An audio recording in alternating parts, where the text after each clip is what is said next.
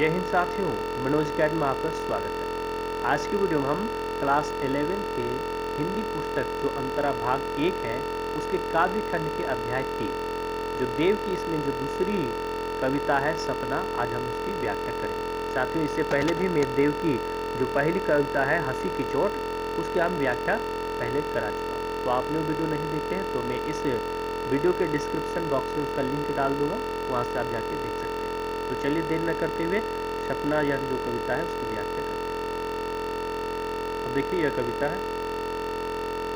अब यह जो कविता है उसकी हम व्याख्या करने से पहले हम इसकी थोड़ी बेसिक जानकारी ले लेते हैं, तब हम इसको और बेहतर ढंग से समझ पाएंगे। तो यह जो प्रस्तुत कविता है वह ऋतुकालीन कवि देव द्वारा रचित है। इसमें कवि ने श्रावण के महीना में गोपी स्वप्न देख रही है और गोपी के स्वप्न में श्री कृष्ण आकर गोपी को अपने साथ झूला झूलने के लिए कह रहे हैं। लेकिन इसी बीच गोपी का निद्रा भंग हो जाती है, यानी कि वह स्वप्न से जाग जाती है और इसी में कवि ने उनके संयोग और वियोग की स्थिति को चित्रण किया गया है, जिसकी हम व्याख्या करेंगे।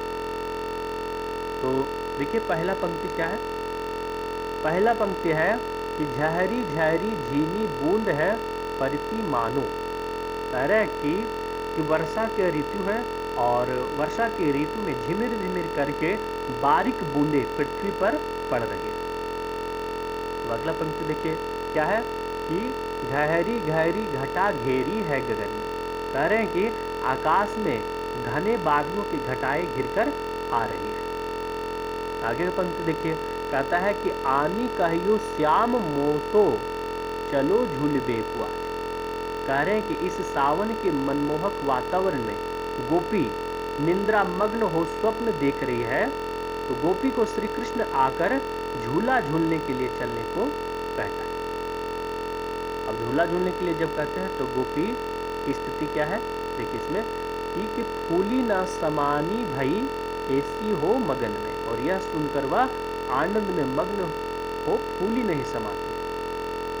फिर आगे क्या कर रहे हैं देखिए, कहते हैं चाहत उठयो उठी गई सो निगोड़ी नींद। कह रहे कि जैसे ही गोपी उठना चाहती है तो तुरंत जो उनका निर्दय नींद है, निगोड़ी मतलब निर्दय, तो जो निर्दय नींद है वह उससे जाग जाती है, निर्दय नींद से जाग जाती है। तो अब जागने पर जो है गोपी क्या कह रहे हैं कि सोए गए भाग मेरे जानी वा जगन में। कह रहे हैं कि उसे लगता है कि उसके भाग्य सो गए हैं, अर्थात उसकी किस्मत सोई हुई है, उसका भाग्य खराब था इसलिए उसकी निद्रा भंग हो गई है। अब आगे फिर देखिए अगला पंक्ति है कि आंख खोली देखो तो ना घन है ना घनश्याम।